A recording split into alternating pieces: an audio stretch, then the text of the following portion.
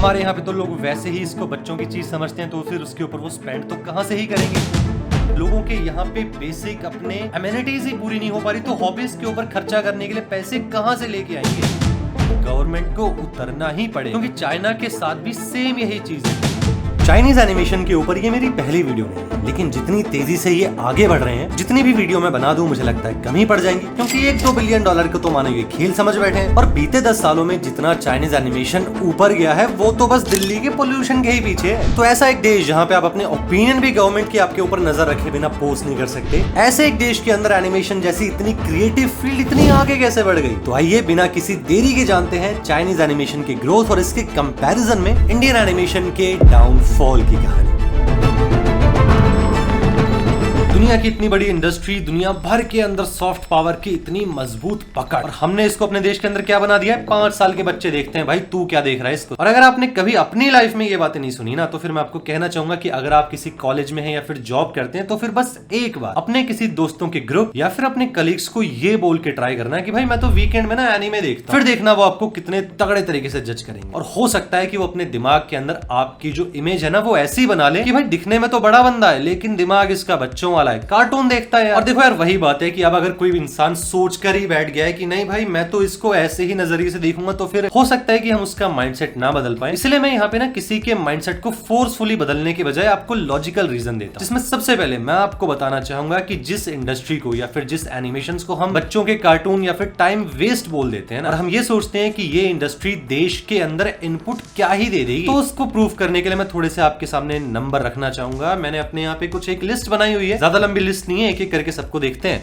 तो लिस्ट के अंदर यार सबसे पहले जो मूवी हमारे पास है या फिर जिसका नाम है वो है नेजा 2। चाइना की एक एनिमेशन मूवी है। और सोचिए जरा अपने दिमाग में ना एक नंबर दौड़ाइए कि वर्ल्ड वाइड इसने कितना ही बॉक्स ऑफिस कलेक्शन कर दिया होगा। 1000 करोड़, 2000 करोड़, 3000, मतलब रुपए की बात कर रहा हूं मैं। इतना तो आप सोच ही बैठे होंगे, क्योंकि हमने तो अपने बॉलीवुड या फिर इंडिया की मूवीज जो कि बड़ी बड़ी ब्लॉकबस्टर और वर्ल्ड वाइड चली जाती हैं, उनका इतना ही कलेक्शन सुना है। तो इसीलिए मैं बस आपको एनकरेज कर रहा हूं कि बस आपने दिमाग में एक नंबर दौड़ाओ और जल्दी से कमेंट सेक्शन के अंदर लिख कर, और नाउ आई अज्यूम कि आपने वो कमेंट कर दिया है, तो फिर मैं आपके सामने वो जब नंबर रखूंगा ना उससे आपका दिमाग उड़ने वाला। ठीक है दोस्त, शुरुआत में नेजा 2 चाइना की animation movie, world wide box office collection $2.1 billion.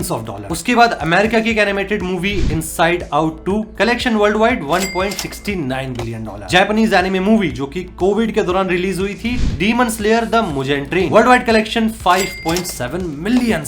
और अगेन उसके बाद अमेरिका की एक और animation movie the Incredibles 2, world wide collection $1.242 billion. अब मैं इन नंबर्स को आपके सामने रुपए में कन्वर्ट करके नहीं बताऊंगा, वो आप अपने आप से गूगल पे जाके कर सकते हैं और अपना दिमाग को उड़ा सकते हैं। मैं बस आपको ये नंबर इसलिए बता रहा हूं ताकि आपके वो जो एक दिमाग के अंदर एक लिड लगी हुई है ना वो खुले और आपको पता चले कि ये जो एनिमेशन जिनको हम बच्चों का कंटेंट या फिर टाइम पास बोल देते हैं, वो दुनिया के अंदर कितने ज्यादा मॉनिटरी पावर को होल्ड करती है और उसके बाद सॉफ्ट पावर में कितनी ज्यादा आगे बढ़ती है, वो मैं आगे बात करूं। लेकिन इतने बड़े एनिमेशन के समंदर में से मैंने आपको सिर्फ ये 4 नाम बताए हैं, और इनके collective world wide box office collection को आप मिला लोगे तो इतना बड़ा एक नंबर बन जाता है, जो कि शायद मेरे ख्याल से इंडिया की आज तक की, चाहे फिर वो बॉलीवुड हो, साउथ हो या फिर कोई भी सिनेमा हो ना, कोई भी मूवी नहीं है जो कि इनके आसपास भी कलेक्शन कर पाई। और सोचो जब इतने ज्यादा बड़ी मूवीज बन रही हैं, इतना ज्यादा वहां पे कलेक्शन हो रहा है, तो फिर वहां पे वो डायरेक्टली और इनडायरेक्ट जॉब्स कितनी ज्यादा क्रिएट कर देंगे। अब समझ रहे हैं इस चीजों को कि मैं कहां पे लेके जा रहा हूं इनको। एनिमेशन सिर्फ कोई बच्चों की खेलने की चीज नहीं है, ये एक सीरियस बिजनेस और एक सीरियस इंडस्ट्री, जहां पे मिलियंस और बिलियन जैसे नंबर तो आए साल सुनने को मिलते हैं, और ये डॉलर्स की मैं बात कर रहा हूं। और एक बार को अगर हम रुपए या फिर इसके फाइनेंशियल गेन से आगे भी बढ़े, तो फिर जो सबसे ज्यादा दूसरे नंबर की पावर ये एनिमेशन होल्ड करते हैं वो है किसी भी देश के कल्चर को सॉफ्ट पावर के अंदर कन्वर्ट कर दें। आप इस चीज को एग्जांपल से ऐसे समझो कि आपने ना कई बार किसी हॉलीवुड मूवीज के अंदर ना एक्टर्स को एक चाइनीज नूडल खाते हुए देखा होगा, चाइनीज फास्ट फूड जॉइंट में जाते देखा होगा, या फिर एग्जांपल के लिए आपने किसी अपने दोस्त से सुना होगा कि भाई मुझे ना जापान होके आना है। और क्यों होके आना है? क्योंकि मैंने किसी एनिमे, किसी पॉप कल्चर, गाने या फिर किसी और चीज में वहां के शहरों को इतना ब्यूटीफुल तरीके से देख लिया है कि अब मेरा बस मन करता है कि मैं एक बार उन देशों में होकर। तो आप खुद ही यहाँ पे बहुत ज्यादा समझदार हैं और आप देख सकते हैं कि कैसे एक एनिमेशन इंडस्ट्री अगर सक्सेसफुल होती है और अपने देश के बाहर अपने कंटेंट को वो एक्सपोर्ट करती है, तो डायरेक्टली अपने देश के अंदर और इनडायरेक्टली अपने देश के टूरिज्म के अंदर वो कितना ज्यादा सपोर्ट या फिर कंट्रीब्यूट कर सकती है। तो फिर भी यार एक बार कोई टूरिस्ट लेवल की बात हो गई, एनिमेशन या फिर ये जो पॉप कल्चर, सिनेमा या जो भी ये चीजें होती है ना, ये आपके देश के कल्चर को सामने वाले के दिमाग में इतना ज्यादा इंस्टिल करने की पावर रखती हैं कि आपके पूरे देश की छवि बदल सकती है सिर्फ कुछ ही दशकों के अंदर, सिर्फ और सिर्फ आपके देश की बनाई मूवीज और कंटेंट से। और उनके बीच में एनिमेशन एक बहुत ही ज्यादा स्ट्रॉन्ग और प्रूवन मेथड है, जिसने ना सिर्फ जापान, साउथ कोरिया और अब चाइना की भी वो लोग अपने कल्चर को एक्सपोर्ट करके पूरी की पूरी सॉफ्ट पावर में इमेज बदलते जा रहे हैं। लेकिन यार अब इसके बाद ना ये भी एक रियलिटी है कि ये जो एनिमेशन के जितने भी फ्रूटफुल रिटर्न्स होते हैं ना, उनको प्लग करने के लिए इस इंडस्ट्री को आपको सपोर्ट या फिर बढ़ाना पड़ेगा। और यहाँ पे हमारे देश में प्रॉब्लम ये आ जाती है कि ये जो एनिमेशन का प्रोडक्शन है और इसके बाद जो कंजम्पशन है वो बहुत ही ज्यादा ना मनी इंटेंसिव है। यहाँ पे पैसा पानी की तरह बहाना पड़ता है बनाने के लिए और फिर उसको देखकर सस्टेन करने के लिए। और इसीलिए मेरा मानना ये है, और ये लॉजिक भी यही बनाता है दोस्त, कि ये जो एनिमेशन इंडस्ट्री और इसका पूरा इकोसिस्टम है ना, ये अच्छे तरीके से और अपने पूरे पोटेंशियल पे सिर्फ उन्हीं देशों में या फिर उन्हीं सोसाइटीज के अंदर फल फूल सकता है जहाँ पे प्रॉस्पेरिटी हो, जहाँ की पॉपुलेशन के पास इनफ मनी हो और स्क्रैप मनी पड़ा, मतलब कि उनके रोटी कपड़ा मकान और जो अपनी पूरे ट्रैवलिंग की चीजें हैं ना, उनको हटाकर अब उनके पास इतने पैसे बच जाते हैं जिनको वो अपनी हॉबीज के अंदर लगा पाए या फिर किसी एक्स्ट्रा करिकुलर एक्टिविटी में डाल पाए। मतलब कोई रीजन ही होगा ना कि आपको दिखता है जब कभी भी आप किसी कार रैली या फिर कार मॉडिफिकेशंस को यूट्यूब वगैरह पे सर्च करते हैं, या फिर एग्जांपल के लिए आप जितने भी ये एक्सट्रीम स्पोर्ट्स इनको देखते हैं, आपको वहां पे ज्यादातर नॉन इंडियंस ही दिखते हैं। और नॉन इंडियंस वो जो कि वेस्टर्न साइड के लोग हैं, क्योंकि वहां पे मेरे हिसाब से ना उनके पास स्क्रैप इनकम बहुत ज्यादा होती है, तो वो लोग अपनी उन हॉबीज को फ्यूल कर पाते हैं। लेकिन इनके कंपैरिजन में हमारे देश के अंदर तो यार सीन ये हो गया है ना कि अब शहरों के अंदर लोगों की आधी जिंदगी तो रोड के ट्रैफिक में बीत जाती है। अगर कोई बंदा जा रहा है रोड पे बाइक लेके, तो कोई बेचारा मेट्रो के अंदर धक्के खा रहा है। किसी की सैलरी 20,000 है तो किसी की 40 है, और उसके अंदर भी ना ज्यादा फर्क नहीं पड़ता, क्योंकि यहाँ पे चीजें ही इतनी महंगी है, लाइफ ही इतनी डिफिकल्ट है कि लोगों की यहाँ पे बेसिक नीड्स, लोगों के यहाँ पे बेसिक अपने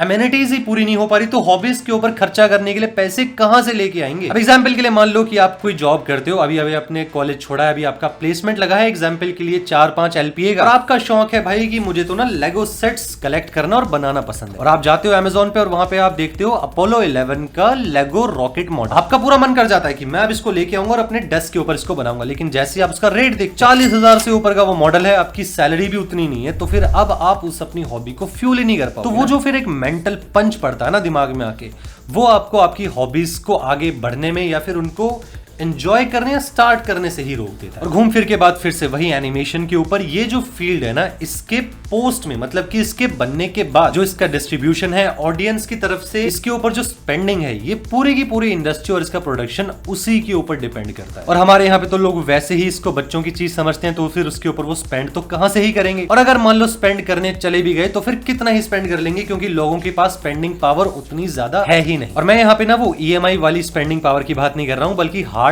कैश की बात कर रहा हूं। तो मेरे ख्याल से इंडिया जैसे देश के अंदर अगर एनिमेशन इंडस्ट्री को इतना ज्यादा बढ़ना है, हमें अपने कल्चर को सॉफ्ट पावर के तरीके से एनिमेशन के रूप में बाहर एक्सपोर्ट करना है, उसके जितने भी पॉजिटिव फ्रूट्स हैं उनको तोड़ना है ना, तो फिर यहाँ पे गवर्नमेंट को उतरना ही पड़ेगा। क्योंकि चाइना के साथ भी सेम यही चीज है। चाइनीज गवर्नमेंट अभी रिसेंटली ना पूरे अपने फॉर्म में उतर के आई है, और एनिमेशन स्टूडियोज या फिर कोई भी टीम जो कि एनिमेशन और वीडियो गेम्स के अंदर कोई नया विजन रखती है ना, तो वहां की गवर्नमेंट स्टेट लेवल पे उनको फंड करने के लिए तैयार है। ठीक ऐसे ही जापानीज गवर्नमेंट वहां पे एनिमे को बहुत ही ज्यादा स्ट्रॉन्ग सपोर्ट देके रखी है। तो इंडिया के अंदर भी मेरा मानना यही है कि इससे पहले यहाँ पे कोई इंडिविजुअल प्रोड्यूसर्स इसके अंदर उतरे, गवर्नमेंट को यहाँ पे आगे आकर सपोर्ट करने की बहुत ही ज्यादा जरूरत है। और सिर्फ गवर्नमेंट को नहीं यार, हमें भी तो गवर्नमेंट की नीड है, या फिर हमें भी तो किसी ऐसे पर्सन या फिर एक बॉडी की नीड है जो कि हमारे आइडियाज को फाइनेंशियली फ्यूल कर पाए। क्योंकि देखो भाई, अब थोड़े बहुत पैसे तो लगाने बात अलग है, लेकिन एनिमेशन के प्रोडक्शन में करोड़ों रुपए खर्च हो जाते हैं और कई साल लग जाते हैं, तो फिर उसको फ्यूल करने के लिए आपको कोई स्ट्रॉन्ग एंटिटी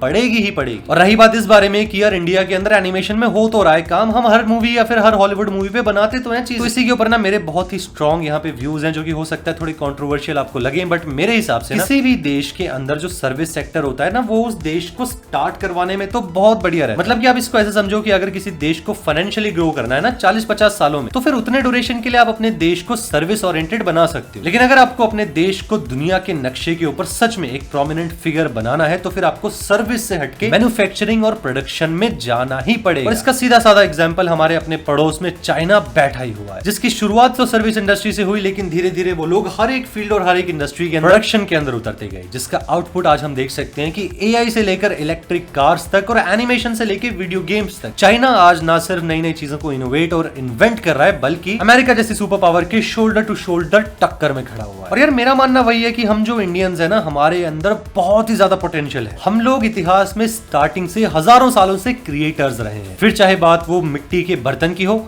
मसालों की हो या फिर किसी अलग टाइप के फैब्रिक की हो। इंडिया देश के अंदर एक क्रिएटर होता था, हम लोग चीजों को एक्सपोर्ट करते, लेकिन अब पता नहीं ऐसा क्या हो गया है कि हम लोग बहुत ही ज्यादा प्रोडक्शन से, एक्सपेरिमेंटेशन से डरने लगे हैं और हम लोग अपनी सर्विस को ही पकड़ के बैठ गए हैं कि यार इजीली यहाँ से चीजें हो तो रही हैं, पैसे आ तो रहे हैं। लेकिन वही बात है यार कि लॉन्ग टर्म में आपको पैसे से ज्यादा रिस्पेक्ट और सॉफ्ट पावर या फिर हार्ड पावर की भी तो जरूरत होती है ना। और हम अपने देश की सॉफ्ट पावर को सिर्फ सिनेमा या फिर लाइव एक्शन मूवीज के अंदर ही अगर लेके बैठे रहेंगे तो फिर हम तो सिर्फ ऐसे समझो ना, इतने बड़े ओशन की सिर्फ कुछ बूंदे लेके बैठे। तो मुझे लगता है कि हमें हमारे देश के अंदर एनिमेशन और वीडियो गेम्स के ऊपर प्रोडक्शन करना पड़ेगा, गवर्नमेंट को इसके अंदर आना पड़ेगा। और अगर सच में हम चाइना को टक्कर देना चाहते हैं या फिर आने वाले 10-20 सालों में उनके आसपास भी आना चाहते हैं, तो फिर इस चेंज को आने वाले 5 सालों के अंदर शुरुआत होना ही पड़ेगा। और मैं नहीं जानता यार कि आप इस बारे में क्या सोचते हैं, लेकिन अगर आप कमेंट करेंगे तो मुझे आपके ओपिनियन पता चलेंगे। बस सिंपल सी चीज ये करना कि कोई कंट्रोवर्सी या फिर फालतू की डिबेट या लड़ाइयां मत करना और एक दूसरे को लॉजिकल ओपिनियन दे। वीडियो पसंद आई हो तो इसको लाइक और चैनल को सब्सक्राइब जरूर करना दोस्त। और अब मैं आपसे मिलूंगा एक और नई वीडियो में, तब तक के लिए thank you so much for watching.